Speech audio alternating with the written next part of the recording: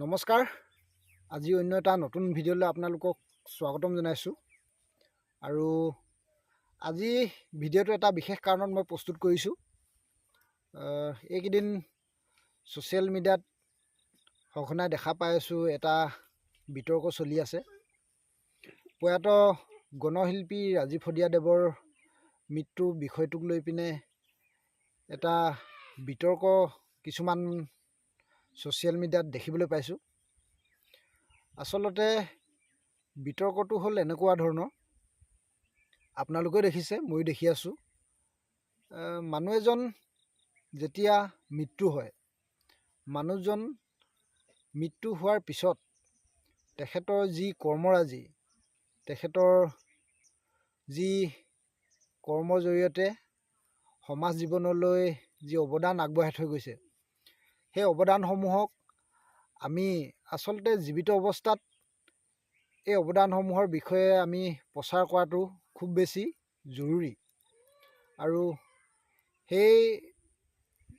সেইখিনি নকৰি এতিয়া আমি তেখেতৰ মৃত্যুৰ পিছত তেখেতৰ যি কৰ্মৰাজিৰ বিষয়ে যি প্ৰচাৰ কৰি আছোঁ বা যিসকলে কৰিছে, যিসকল সংবাদ মাধ্যম বা এছাম পৰ্টেলৰ গৰাকীয়ে এই কথাখিনিক খুব বহুলভাৱে প্ৰচাৰ কৰি আছে।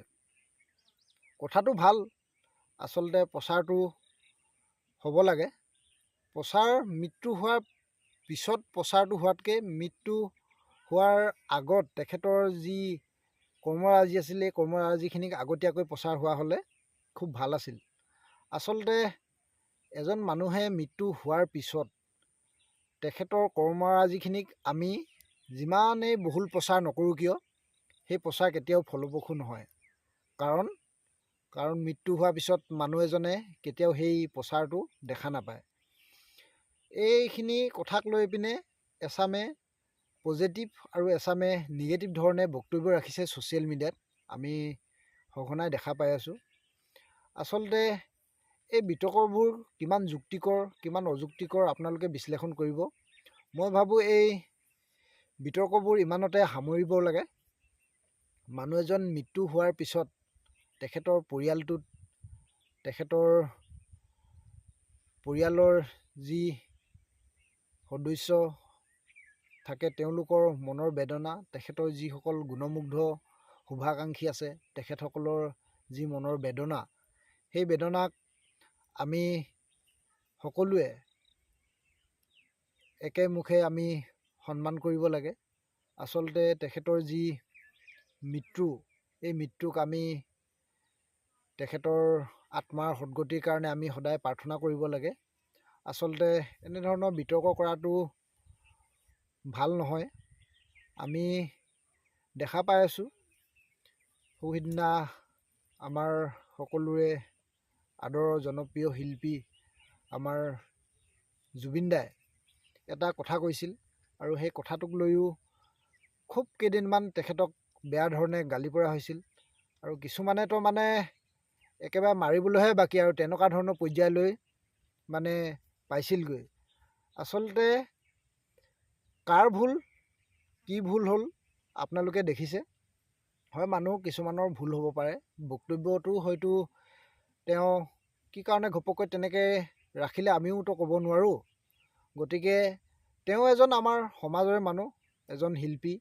গতিকে তেওঁক আমি এবাৰ এনেধৰণৰ অযুক্তিকৰ কথাবোৰ কৈ পেলাই মনত বিভ্ৰান্তি সৃষ্টি কৰাতকৈ আচলতে তেখেতে যি কথা ক'লে সেই কথাটোক লৈ পিনে আমি অকণমান ভাবি চোৱা উচিত আছিল।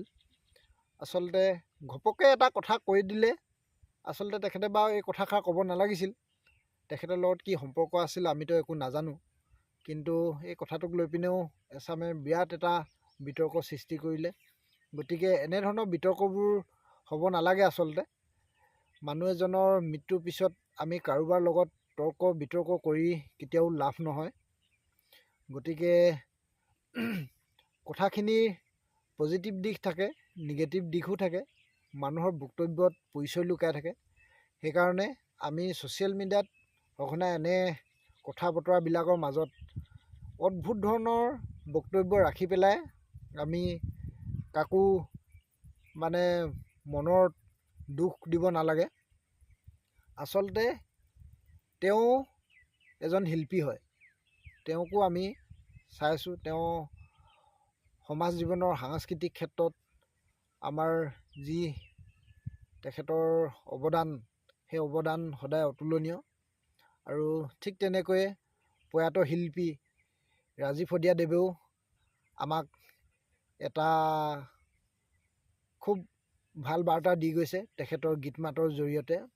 আমি এই কথা বতৰাবিলাকহে আমি জীয়াই ৰাখিবৰ কাৰণে চেষ্টা কৰিব লাগে। আচলতে তেখেতে গীতৰ জৰিয়তে, তেখেতে গীতৰ কথা বতৰাৰে সমাজ জীৱনলৈ যি অৱদান আগবঢ়াই থৈ গ'ল, তেখেতৰ এই সৃষ্টিৰাজিক আমি সদায় জীয়াই ৰাখিবৰ কাৰণে চেষ্টা কৰিব লাগে। নতুন প্ৰজন্মই তেখেতৰ এই সৃষ্টি সদায় আমি আমাৰ হৃদয়ত ৰাখিব লাগে।